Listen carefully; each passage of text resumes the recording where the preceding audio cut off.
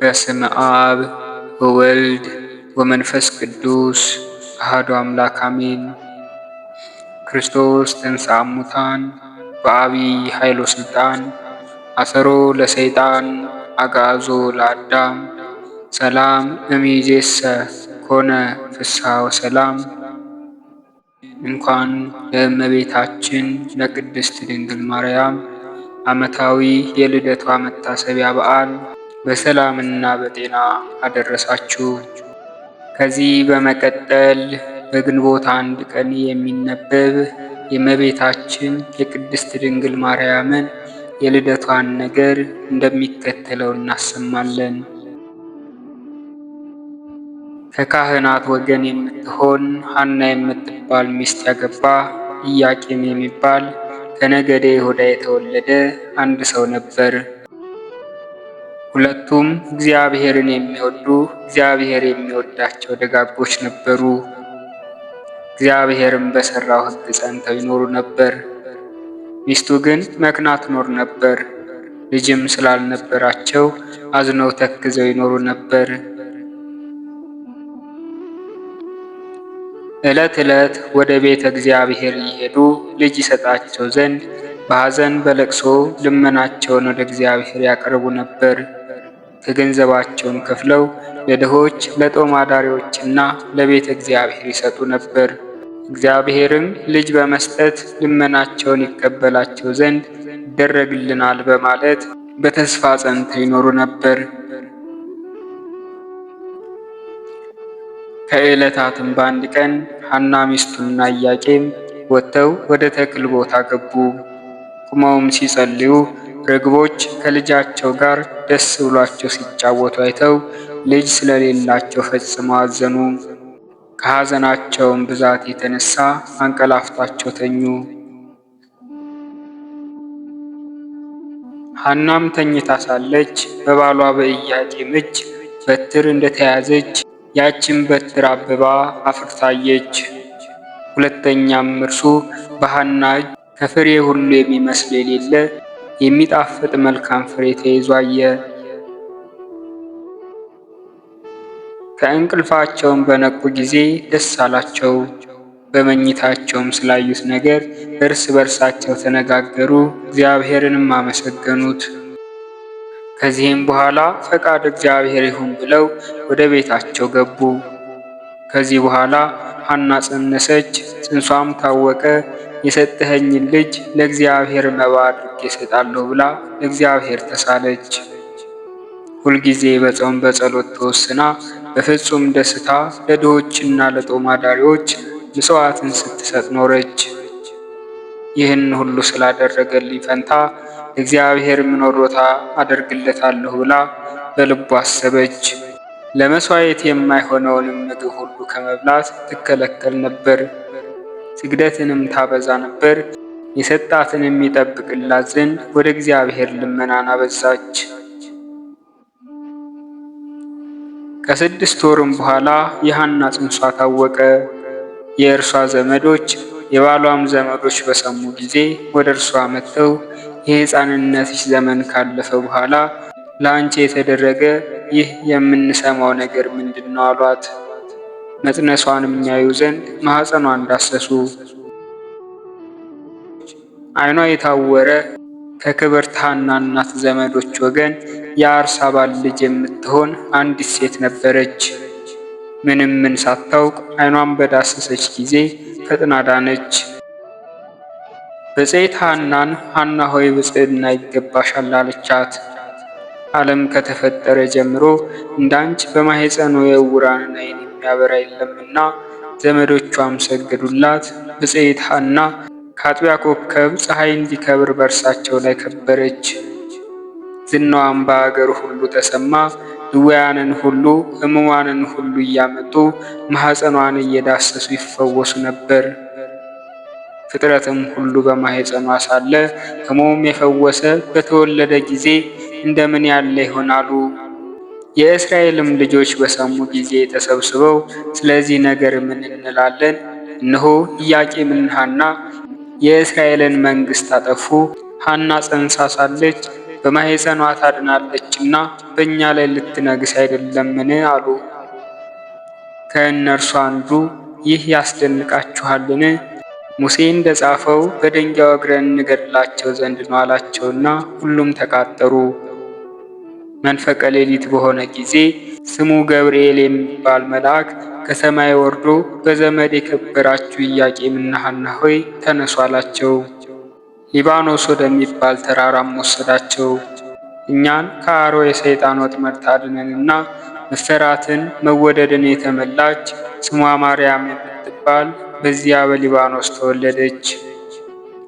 ወደ ጥንት ነገራችን እንመለስና የጽንሷም ወራት በተፈጸመ ጊዜ በግንቦት አንድ ቀን ከፀሐይ የምታበራ ሴት ልጅ ወለደች። የመልኳም ደም ግባት ከማር ከሶከር ይልቅ ደስ ያሰኛል።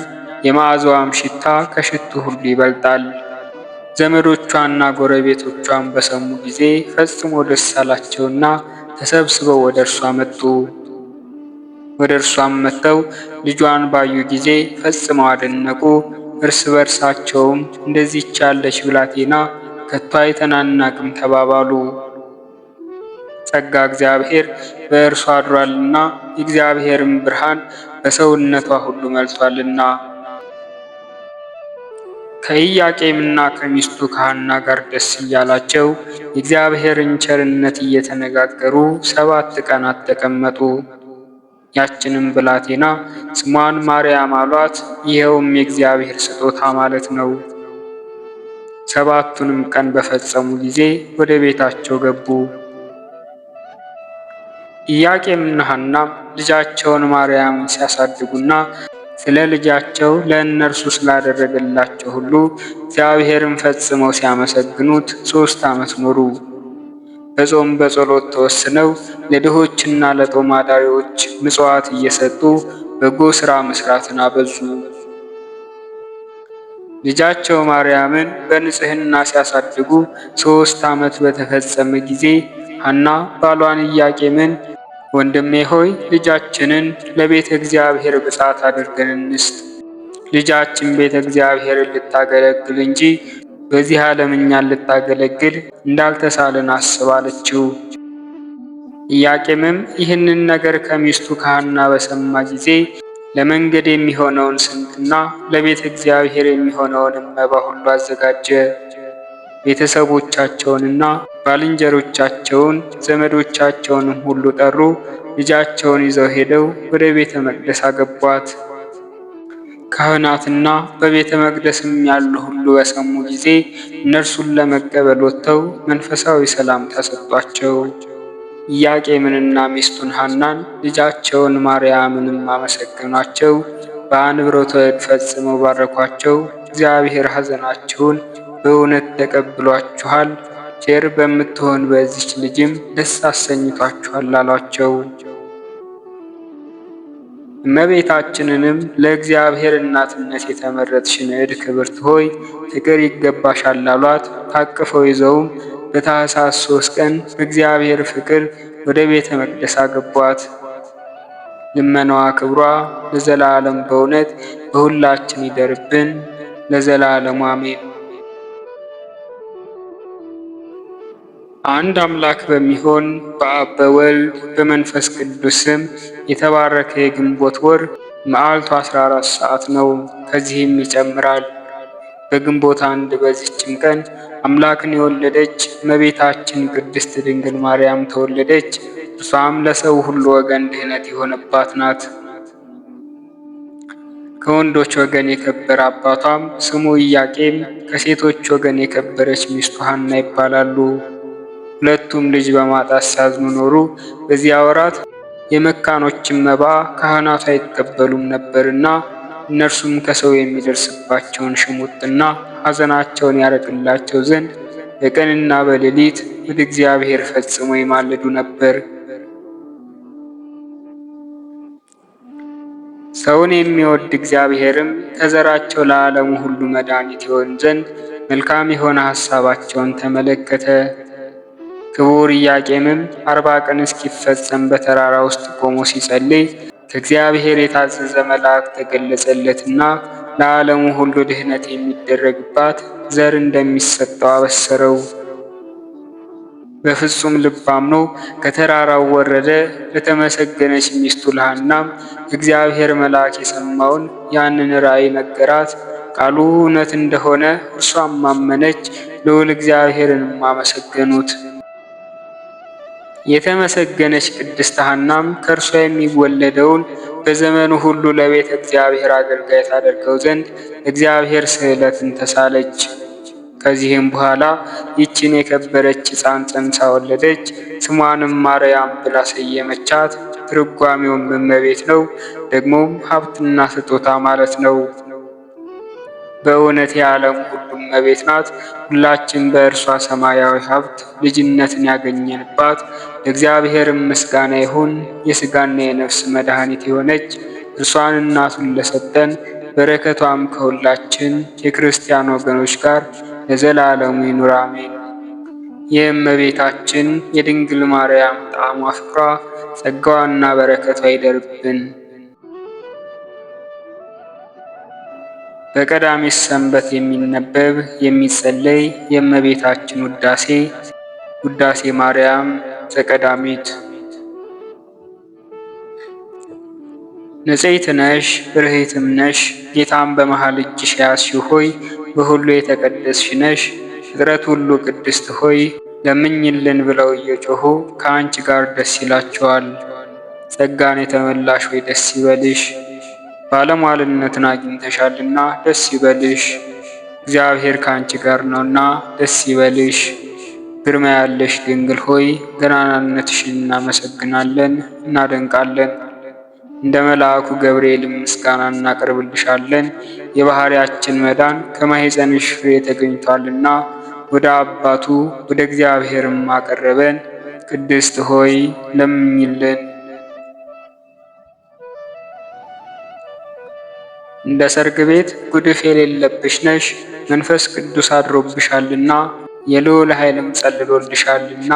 ማርያም ሆይ ለዘላለም የሚኖር መጥቶ ከኃጢአት ያዳንን የአብ ልጅ ቃልም በእውነት ወለድሽ። ቅድስት ሆይ ለምኝልን። ከዳዊት ሥር የተገኘሽ ዘር አንቺ ነሽ።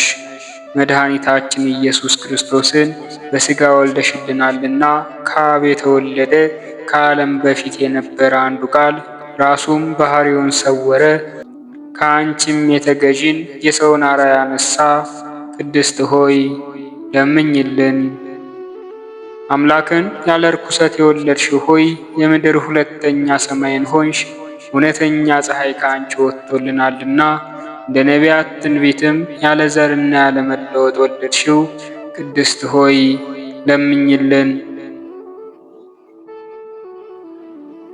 ከተለዩ የተለየች የተባልሽ የኪዳን ጽላት ያለብሽ የተሰወረ መና ያለበት የወርቅ መሶብ ያለብሽ ደብተራ ድንኳን አንቺ ነሽ። ይኸውም መና የተባለው መጥቶ በድንግል ማርያም ማኅፀን ያደረው የእግዚአብሔር ልጅ ነው። የአብ ቃል በእርሷ ሰው ሆነ። መጥቶ ያዳነንን የባሕሪ ንጉሥን በዓለም ውስጥ ወለደችው። የሚናገር በግ የክርስቶስ እናቱ ገነት ደስ ይላታል። ለዘላለም የሚኖር የአብ ልጅ እርሱ መጥቶ ከኃጢአት አድኖናልና። ቅድስት ሆይ ለምኝልን። የንጉሥ ክርስቶስ እናቱ ተባልሽ። እርሱን ከወለድሽ በኋላም በድንግልና ኖርሽ። ድንቅ በሆነ ምስጢር ተዋህዶ አማኑኤልን ወለድሽው። ስለዚህም ባለመለወጥ አጸናሽ። ቅድስት ሆይ ለምኝልን። እግዚአብሔር በላይዋ ተቀምጦባት ያዕቆብ ያያት መሰላል አንቺ ነሽ። በሁሉ በኩል የማይመረመር እርሱን ተፈትሖ በሌለበት ማኅፀንሽ ተሸክመሸዋልና እኛን ስለ ማዳን ከአንቺ ሰው በሆነ በጌታችን በኢየሱስ ክርስቶስ ዘንድ አማላጅ ሆንሽን። ቅድስት ሆይ ለምኝልን። የተባረክሽና ንጽሕት የሆንሽ አዳራሽ ሆይ እነሆ ጌታ የፈጠረውን ዓለም ሁሉ በይቅርታው ብዛት ያድን ዘንድ ከአንቺ ተወለደ። ፈጽመን እናመስግነው፣ ቸርና ሰውን ወዳጅ ነውና። ቅድስት ሆይ ለምኝልን። ያለ ርኩሰት ድንግል የሆንሽ ጸጋን የተሞላሽ ሆይ ደስ ይበልሽ። የዓለም ሁሉ መክበሪያ ንጽሕት ጽዋ ነሽ። የማትጠፊ ፋና ነሽ። የማትፈርሽ መቅደስ ነሽ። የቅዱሳን መደገፊያቸው መጠጊያቸው፣ የማትለወጪ የሃይማኖት በትር ነሽ። ቸር አዳኛችን ወደ ሆነ ልጅሽ ለምኝልን፣ ፈጽሞ ይቅር ይለንና ይምረን ዘንድ ኃጢአታችንንም ያስተሰርይልን ዘንድ። ቅድስት ሆይ ለምኝልን። ይዌድስዋ መላእክት መላእክት ማርያምን በመንጦላዕት ውስጥ ያመሰግኗታል። አዳስጣዋ ለአንቺ ምስጋና ይገባሻል እያሉ መልአክ ማርያምን ቃልን ተቀበዪ አላት። ከአንቺ ዘንድ ይመጣልና በማኅፀንሽም ያድራል። እንዴት ከድሃ ቤት አደረ እንደ ምስኪን፣ ከሰማያት ወርዶ የእርሷን ባሕሪ አድርጎ ተወለደ። በስድስተኛው ወር ገብርኤል መልአክ ከእግዚአብሔር አብ ዘንድ ተላከ። ከአንዲት አገር ናዝሬት ገሊላ ከምትባል ለዮሴፍ እጮኛ ከሆነች ከድንግል ዘንድ። የዚች የድንግል ስሟ ማርያም ነው። መልአክ ወደ እርሷ ገብቶ እንደዚህ አላት፣ ደስታ ይገባሻል፣ እግዚአብሔር ከሥጋሽ ሥጋ ከነፍስሽ ነፍስ ነስቶ ከአንቺ ሰው ሆኗልና ከሴቶች ይልቅ አንቺ ቡርክት ነሽ። ከቃሉ አነጋገር አይታ ደነገጠች፣ እንደዚህም አለች፣ እንዲህ ያለ ምስጋና እጅ መንሻ እንዴት ይደረግልኛል? መልአኩም እንደዚህ አላት፣ ማርያም ሆይ አትፍሪ፣ ከእግዚአብሔር ዘንድ ባለሟልነትን አግኝተሻልና፣ እነሆ ትጸንሻለሽ፣ ትወልጃለሽ፣ ስሙንም ኢየሱስ ትዪዋለሽ። እርሱም ታላቅ የእግዚአብሔር ልጅ ይባላል። እግዚአብሔር አምላክም የዳዊት የአባቱን ዙፋን ይሰጠዋል። እርሱም በያዕቆብ ወገን ለዘላለሙ ይነግሣል፣ መንግሥቱም አያልፍም። ማርያምም መልአኩን እንደዚህ አለችው፣ ይህ ነገር እንደምን ይሆንልኛል? እንዘ ኢየአምር ብእሴ። መልአኩም እንደዚህ አላት፣ መንፈስ ቅዱስ ይጠብቅሻል፣ የልዑል ኃይልም ያድርብሻል። ይህ የሚወለደው ከሦስቱ ቅዱስ አንዱ ቅዱስ ነው። እነሆ ኤልሳቤጥ ከአንቺ ወገን የምትሆን ከሸመገለች ካረጀች በኋላ ጸነሰች፣ ልጅም አገኘች። እነሆ ይህ 6 ወር ሆነ፣ መካን ሲሏት እግዚአብሔር የሚሳነው ነገር የለምና። ማርያምም መልአኩን እንደ ቃልህ ይደረግልኝ፣ እኔ ለእግዚአብሔር አገልጋዩ ነኝ፣ ባሪያው ነኝ አለችው። መልአኩ ገብርኤል ማርያም ድንግል ላንቺ ክብር ምስጋና ይገባሻል አላት። ወላዲተ አምላክ ምስጋና ይገባሻል፣ ቅድስት ነሽና ምስጋና ይገባሻል። የመለኮት ማደሪያ ነሽና ምስጋና ይገባሻል። የተሸለመች ድንኳን ነሽና ምስጋና ይገባሻል። የመላእክት እህት የሕዝብ ሁሉ እናት ነሽና ምስጋና ይገባሻል። የሁሉም እመቤት ማርያም ምስጋና ይገባሻል። የሁሉ ፍቅረኛ ማርያም ምስጋና ይገባሻል። ልዑል ማደሪያው ትሆኝ ዘንድ መርጦሻልና ምስጋና ይገባሻል። በወርቅ የተሸለምሽ የርግብ ክንፍ በብር ያጌጥሽ ምስጋና ይገባሻል። ጎኖችሽ በወርቅ አመልማሎ የተሸለሙ ለአንቺ ምስጋና ይገባሻል። የምስራቅ ደጃፍ የብርሃን እናቱ ለአንቺ ምስጋና ይገባሻል። ከፀሐይ 7 እጅ የምታበሪ ክብርሽ ከአድባራቱ ሁሉ ከፍ ከፍ ያለ ለአንቺ ምስጋና ይገባሻል። ማርያም ሆይ ከተመረጡ የተመረጥሽ ከተከበሩ የተከበርሽ ላንቺ ምስጋና ይገባሻል። ከጌታችን ከመድኃኒታችን ከኢየሱስ ክርስቶስ ዘንድ ለምኝልን ያድነን ዘንድ በአባቱ ምስጋና ከቅዱሳን መላእክቶቹ ጋር በመጣ ጊዜ ጻድቃንን በቀኙ ኃጥአንን በግራ ባቆመ ጊዜ እኛን ከሰማዕቱ እስጢፋኖስ ከመጥምቁ ዮሐንስ ጋር ከሁሉ ቅዱሳን ከሰማዕታት ጋር ያቆመን ዘንድ ለምኝልን። ለዓለመ ዓለም አሜን። ለዘላለሙ ይቅር ይበለን። ወስብሐት ለእግዚአብሔር ወለወላዲቱ ድንግል ወለመስቀሉ ክቡር። ይቆየን።